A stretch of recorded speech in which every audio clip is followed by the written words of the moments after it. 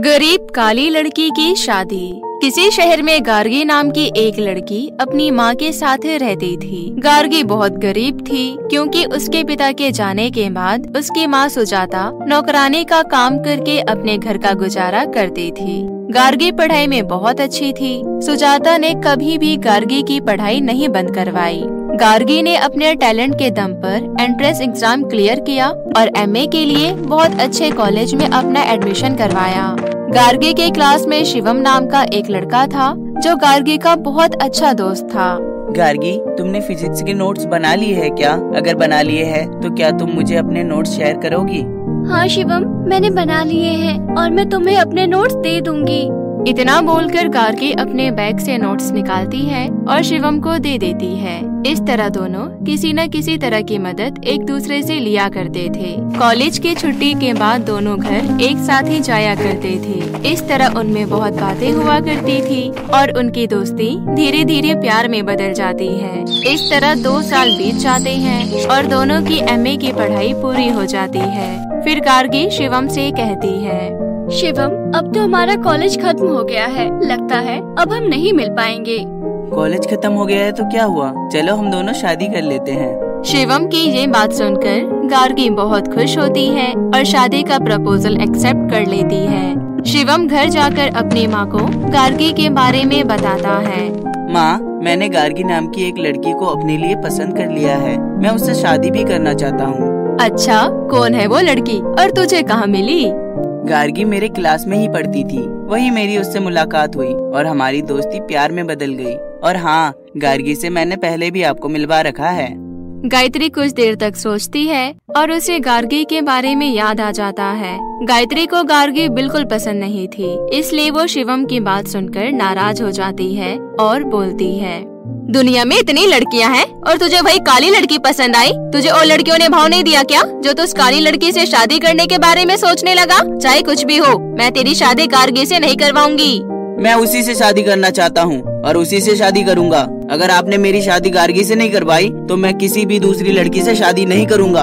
शिवम अपनी माँ से बात करता है और वहीं दूसरी तरफ गार्गी भी अपनी माँ को शिवम के बारे में बता रही होती है।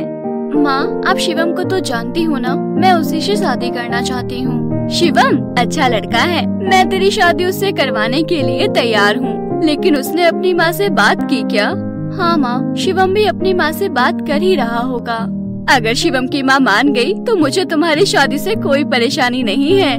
2 दिन बाद सावित्री और गार्गी दोनों शिवम के घर जाते हैं। गायत्री को अपने बेटे की जिद के आगे शादी के लिए हाँ करना पड़ता है। गार्गी और शिवम की शादी 2 महीने बाद धूमधाम से हो जाती है। शादी के बाद मुंह दिखाई का दिन आ जाता है और सभी औरतें गार्गी का चेहरा देखकर बहुत हंसती है।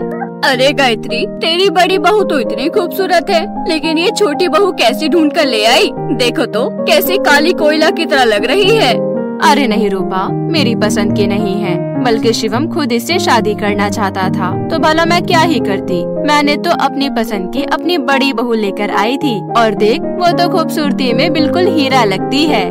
हाँ, प्यार में तेरे बेटे ने इसकी शक्ल नहीं देखी, लेकिन कोई बात नहीं। मैं बस तुझे बता रही हूँ कि धूप में जरा इसे कम बाहर निकालियो, पता चले धूप में बाहर निकलकर इस काली की खूबसूरती में और 4 चांद लग गए। रूपा की ये बात सुनकर वहाँ खड़ी सभी औरतें जोर जोर से हंसती हैं। अपनी सुंदरता की तारीफ सुनकर गायत्री की बड़ी बहू सुनैना बहुत इतराती है और हंसते हुए गार्गी से कहती है, गार्गी, तुम चिंता मत करो, मैं तुम्हारे लिए हल्दी और बेसन का पैक तैयार कर दूंगी। क्या पता हल्दी और बेसन का पैक लगाकर तुम्हारा रंग हल्का सा साफ हो जाए। गार्गी को सबकी बातों का बहुत बुरा लगता है, लेकिन वो किसी को कुछ जवाब नहीं देती। थोड़ी देर बाद सभी औरतें वहाँ से चली जाती है और गार्गी रोते हुए अपने कमरे में जाती है। गायत्री भी अपनी बड़ी बहू सुनैना को ज्यादा प्यार करती थी, लेकिन गार्गी खूबसूरत नहीं थी, जिसकी वजह से गायत्री उसे बिल्कुल पसंद नहीं करती थी। गार्गी एमए पास थी, वहीं दूसरी तरफ सुनैना 9वीं फेल, लेकिन किसी को भी गार्गी की हाई एजुकेशन नजर नहीं आती थी। बस सभी उसकी शक्ल देखकर उसका मजाक बना दिया करते थे। गायत्री अपनी बड़ी बहू सुनैना की खूबसूरती की तारीफ करते नहीं थकती थी। इसी तरह सब कुछ चल रहा होता है। एक दिन गार्गी गायत्री से कुछ पूछने आती है। तभी गुस्से से गायत्री गार्गी से कहती है, तुझे कितनी बार बोला है मेरे सामने मत आया कर। तुझे देखती हूँ तो मेरा पूरा मूड खराब हो जाता है। मैं तो बस यहाँ आपसे ये पूछने आई थी कि आज खाने में क्या बनाऊँ। जो मन है बना, बस मेरी नजरों के सामने से हट जा। तेरी वजह से हर जगह मेरा मजाक बनता रहता है। इतना कहकर गुस्से से गायत्री वहाँ से चली जाती है और गार्गी खाना बनाने में लग जाती है। गार्गी घर के सारे काम अकेले करती थी। फिर भी सुनैना और गायत्री सारा दिन गार्गी को ताने देती रहती थी। एक दिन अपनी सास को दिखाने के लिए सुनैना बर्तन धोने लगती है। तभी गायत्री वहाँ आती है और उससे कहती है, अरे बहू तू काम मत किया कर, एक ही तो सुंदर बहू है मेरी। मैं नहीं चाहती कि उसका रंग भी फीका पड़ जाए। ये सारा काम काली गार्गी को करने दिया कर। इस तरह सुनैना सारा दिन अपनी खूबसूरती पर ध्यान देती रहती थी। वहीं दूसरी तरफ गार्गी अकेली ही घर का सारा काम करती थी। एक दिन शिवम गार्गी से कहता है, गार्गी मैं अच्छी तरीके से जानता हूँ मेरी भाभी और मेरी माँ तुम्हारे साथ बहुत गलत करती है, लेकिन फिर भी तुम कुछ भी नहीं कहती हो। भाभी और माँ के जो मन में आए उन्हें कहने दो, मुझे बिल्कुल बुरा नहीं लगता है। दोनों बात कर ही रहे होते हैं। तभी गायत्री की चीखने की आवाज आती है। गायत्री का पैर फिसल जाता है और वो गिर जाती है। इसलिए वो अपनी बड़ी बहू को आवाज लगाती है, बड़ी बहू मेरे पैर में बहुत जोर से चोट आई है, मुझे अभी के अभी हॉस्पिटल ले चल। लेकिन मम्मी जी मैं हेयर कटिंग करवाने के लिए जा रही हूँ, इसलिए मेरे पास अभी आपको हॉस्पिटल ले जाने का टाइम नहीं है। इतना कहकर सुनैना वहाँ से चली जाती है। तभी शिवम और गार्गी वहाँ आते हैं। दोनों गायत्री को हॉस्पिटल लेकर जाते हैं। गायत्री का हॉस्पिटल में इलाज होता है। तभी डॉक्टर गायत्री से कहता है, आपकी बहू तो बहुत समझदार है। अच्छा हुआ कि सही समय पर वो आपको हॉस्पिटल ले आई। आपकी बहू ने हॉस्पिटल में आपका बहुत ख्याल रखा है, इसलिए आप ठीक हो गई हो और अब आप घर जा सकती हो। शिवम और गार्गी गायत्री को घर ले आते हैं। गार्गी घर पर भी गायत्री का बहुत ध्यान रखती है। वहीं दूसरी तरफ सुनैना अपने दोस्तों के साथ किटी पार्टी में बिजी थी। गार्गी की अच्छाई और उसका प्यार देखकर गायत्री को अपने किए पर पछतावा होता है। गायत्री अपने मन में सोचती है, मैंने अपनी ही छोटी बहू के साथ कितना गलत व्यवहार किया, लेकिन आज इसी ने मेरी इतनी सेवा की। मैं जिसे कोयला समझ रही थी वो तो असली हीरा है। मैं अपनी बड़ी बहू की हमेशा तरफदारी करती रहती थी, लेकिन आज मेरे दुख के समय में वो मेरे साथ नहीं है। उस दिन से गायत्री गार्गी को बहुत प्यार करना शुरू कर देती है। अपनी सास का प्यार पाकर गार्गी भी बहुत खुश होती है और उस दिन के बाद से सब कुछ ठीक हो जाता है। फिर सभी हंसी खुशी रहने लगते हैं। बहुत समय पहले की बात है। एक गांव में सिमर नाम की लड़की अपने पिता, सौतेली माँ और एक सौतेली बहन के साथ रहती थी। संदीप माथुर की पत्नी की मृत्यु बहुत समय पहले ही हो गई थी, इसलिए उसने सिमर के पालन पोषण के लिए दीपिका से दूसरी शादी कर ली थी। दीपिका से उन्हें एक बेटी हुई जिसका नाम श्रुति था। संदीप माथुर ने दीपिका से दूसरी शादी इसलिए की ताकि वो अपनी बेटी सिमर का भविष्य खराब होने से बचा ले, लेकिन दीपिका ने सिमर की जिंदगी बद से बदतर बना दी थी। दीपिका और श्रुति पूरे दिन सिमर से घर का काम करवाते और 3 समय का खाना भी बनवाते थे, लेकिन उसे भरपेट खाने को नहीं देते थे। शादी के बाद संदीप माथुर को अपनी पत्नी के जुल्मों के आगे झुकना पड़ा, क्योंकि वो बात बात पर अपने भाइयों की धमकी दिया करती थी। कई बार तो वो अपने भाइयों से कहकर संदीप माथुर की पिटाई करवा देती थी, इसलिए संदीप माथुर चुप रहता था। क्यों रे महारानी, अभी तक खाना क्यों नहीं बना? सुबह से ऐश कर रही थी। नहीं माँ, खाना तो समय पर ही बन जाता, लेकिन घर में कोई भी सब्जी नहीं थी, इसलिए मुझे बाजार जाकर सब्जी लाना पड़ा। बहाने तो बहुत है तेरे पास, मानना पड़ेगा। नहीं माँ, मैं सच कह रही हूँ। अगर अब एक भी शब्द कहा तो जोरदार तमाचा लगाऊंगी। जा जल्दी से खाना लेकर आ, श्रुति के उठने का समय हो रहा है। जी माँ। खाना खाते समय श्रुति चिल्लाते हुए कहती है, खाने में इतना ज्यादा नमक क्यों है? क्या आज ही हमें नमक खिलाकर मारने का इरादा है? माँ देखो ना, मेरा सारा टेस्ट खराब हो गया। श्रुति की आवाज सुनकर सिमर भी फौरन वहाँ आ जाती है। दीपिका कहती है, क्यों रे कलमोही, मेरी बेटी को मारना चाहती थी? ये कहते हुए दीपिका सिमर के बाल पकड़कर खींचने लगती है। तेरी भी अकल ठिकाने लगानी होगी, थोड़े ही दिनों में तुझे भी ठिकाने लगा दूंगी। सिमर अपने कमरे में बैठकर चुपचाप रोती रहती। उसे रोता हुआ देख उसके पिता वहाँ आकर बोले, मुझे माफ करना बेटी, मेरे ही भाग्य फूटे थे जो मैंने तुम्हारी सौतेली माँ से शादी की। अब मैं कुछ भी नहीं कर सकता। कोई बात नहीं पिताजी। उसी रात सिमर अपने माता पिता को बात करते सुन लेती है। सुनो जी, मेरी बेटी अब बड़ी हो गई है, उसकी शादी में कोई कमी नहीं रहनी चाहिए। हाँ हाँ, तुम चिंता क्यों करती हो? चिंता मुझे अपनी बेटी की शादी की नहीं है। उसकी शादी तो इतनी धूमधाम से करूंगी कि पूरा गांव देखता रह जाएगा। लेकिन तुम्हारी वो कलमुही बेटी सिमर, वो मुझे एक नजर नहीं भाती। तुम हमेशा अपनी मर्जी करती हो, मैंने कभी भी तुम्हें रोका? लेकिन अगर मेरी बेटी के साथ गलत करने की कोशिश की तो मुझसे बुरा कोई नहीं होगा। इतना कहकर संदीप माथुर कमरे से बाहर आ ही रहा होता है कि उससे पहले ही सिमर वहाँ से चली जाती है। माँ मुझे बिल्कुल पसंद नहीं करती। मैंने सोचा था कि मैं अपने प्यार से उनके अंदर की नफरत मिटा दूंगी, पर मैं ऐसा नहीं कर सकती। अगले दिन जब संदीप माथुर काम पर चला जाता है, तब सिमर अपनी माँ को फोन पर अपने भाई से बात करते हुए सुन लेती है। हाँ भैया, उस लड़की की बाजार में ज्यादा से ज्यादा कीमत लगाओ, सुंदर है और घर का सारा काम भी जानती है। इसके बाप की आप चिंता मत करो, और हम लोग सिमर की झूठी शादी भी तो करवा रहे हैं। शादी के बाद उसे बेच देंगे, इसके बाप को क्या पता चलेगा। सिमर ये सब सुनकर डर जाती है। अरे नहीं, माँ तो मुझे बेचना चाहती है, उससे पहले ही मैं इस घर से भाग जाऊंगी। इसके बाद सिमर चोरी छुपे अपने घर से निकल जाती है। सिमर इतनी डर चुकी थी कि वो रास्ता भी नहीं देखती कि वो कहाँ जा रही है। भागते भागते वो एक बंगले के पास आ पहुँचती है और छुपने के लिए उस बंगले में घुस जाती है। वो बंगला अंदर से बहुत पुराना था। ये मैं कहाँ आ गई? क्या कोई है? क्या कोई मुझे सुन सकता है? तभी सिमर को एक आवाज आती है। अरे तुम मेरे ऊपर क्यों खड़ी हो? मुझे सांस लेने दो, हटो मेरे ऊपर से। ये कौन बोला? इसके बाद सिमर अपने नीचे देखती है तो वो एक जादुई सोने के आईने के ऊपर खड़ी थी। ये तो एक सोने का आईना है। आईना? क्या ये तुमने कहा? हाँ। उसके बाद सिमर उस आईने को अपने हाथ में उठाकर उस आईने को साफ करती है। मुझे साफ करने के लिए तुम्हारा शुक्रिया। आईना सिमर की शक्ल देखकर उसके मन का हाल पता कर लेता है। तुम तो बहुत दुखी हो, तुम्हारी माँ तो बहुत बुरी है। हाँ आईना, ये सब तुम्हें कैसे पता? अरे बाबा, मैंने अभी तो कहा कि मैं एक सोने का जादुई आईना हूँ। तुम्हारी सूरत देखकर मैंने तुम्हारे मन का हाल पता कर लिया। मैं इस बंगले में कितने सालों से अकेला पड़ा था। क्या तुम मुझे अपने साथ ले जाओगी? मैं वादा करता हूँ कि मैं तुम्हारी हर तरफ से मदद करूँगा। तुम इतनी प्यारी प्यारी बातें करते हो, मैं तुम्हें अपने साथ जरूर ले जाऊंगी। लेकिन मैं खुद कहाँ जाऊंगी? मैं उस घर में वापस कभी नहीं जाना चाहती। मेरे पास तुम्हारी मुसीबत का हल है, तुम उसी घर में वापस जाओगी। नहीं नहीं, मेरी माँ मुझे व्यापारियों के हाथों बेच देंगी। अरे पगली, चिंता क्यों करती है? मैं हूँ ना। इसी बंगले में एक जादुई चांदी का आईना भी है, तुम्हें उसे ढूंढना होगा। एक जादुई चांदी का आईना?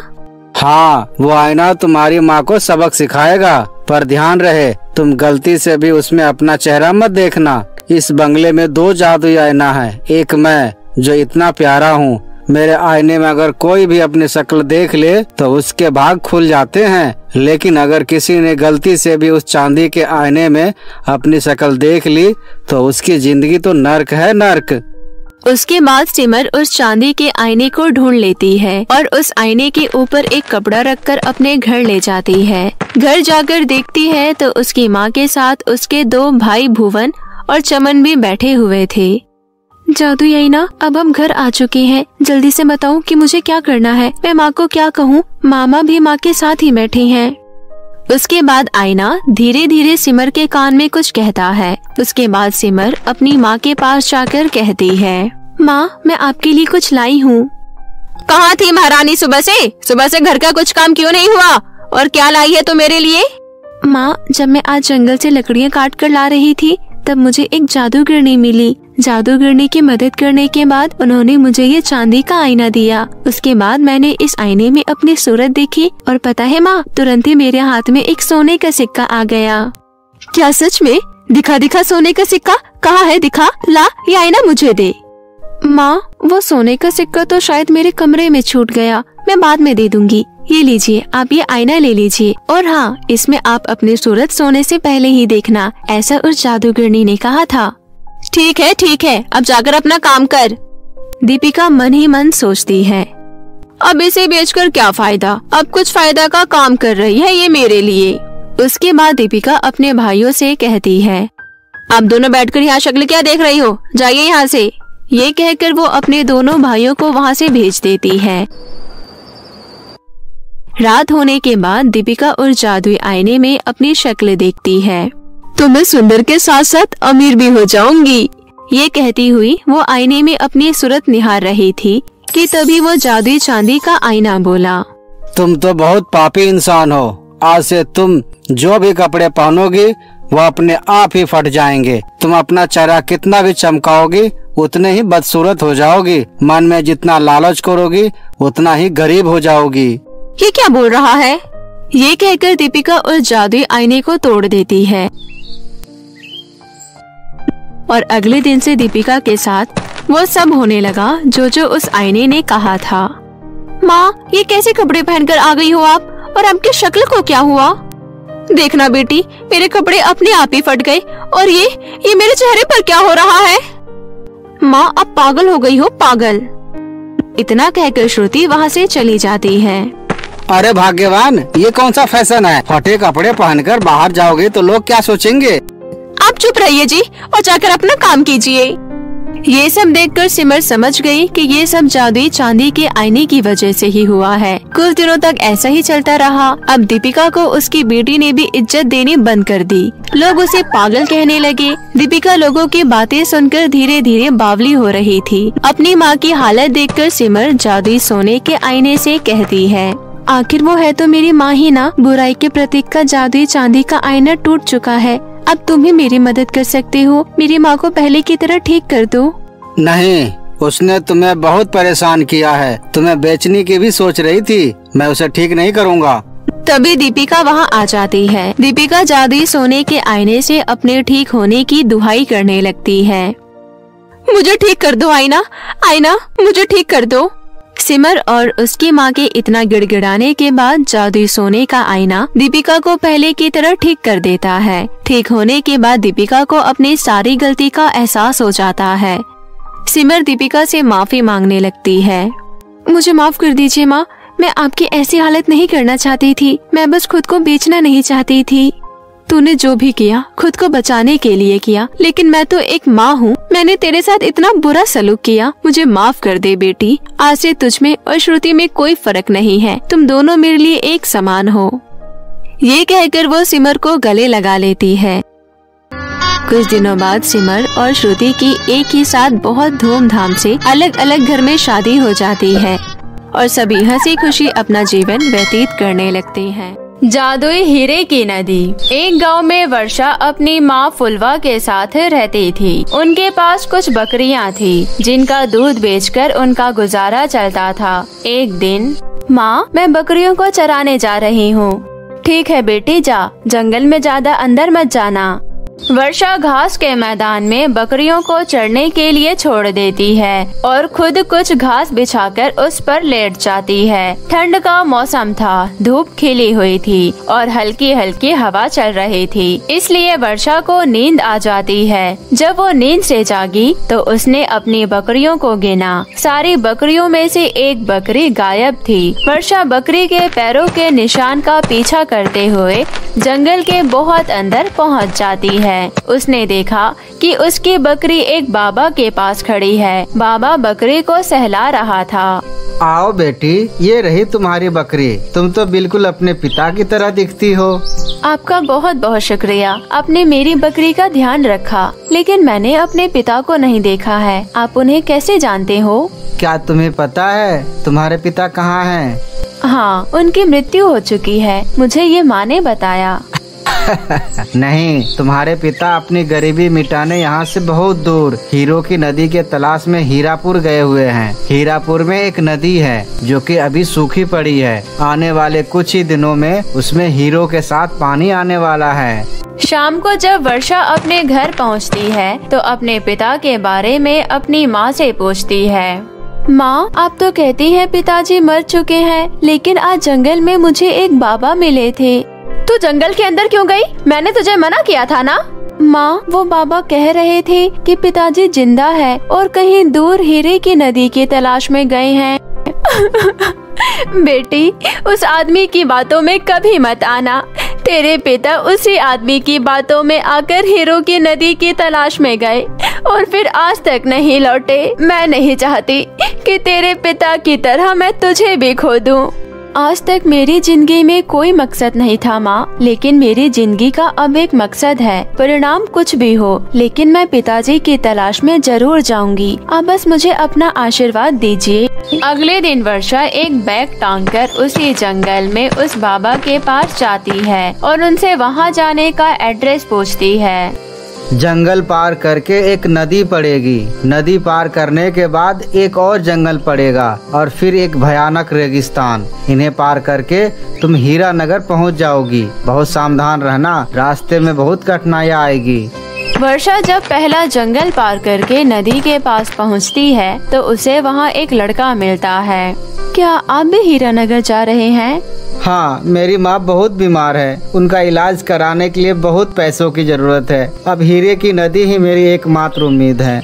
दोनों नदी में कूद जाते हैं और तैरकर नदी पार करने लगते हैं। बहुत सारी व्हेल मछलियाँ उन पर हमला करने की कोशिश करती है, लेकिन वो बचते बचाते नदी पार कर लेते हैं। आज तो हम बाल बाल बचे, नहीं तो ये मछलियाँ हमें अपना भोजन बना लेती। तभी वो लड़का वर्षा से पूछता है। अच्छा, तुम्हारा नाम क्या है?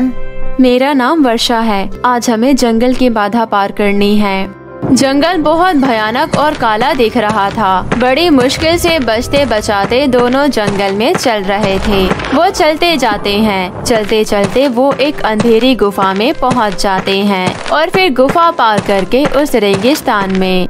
लगता है हमने जंगल पार कर लिया। हाँ, और अब ये भयानक रेगिस्तान पार करना है।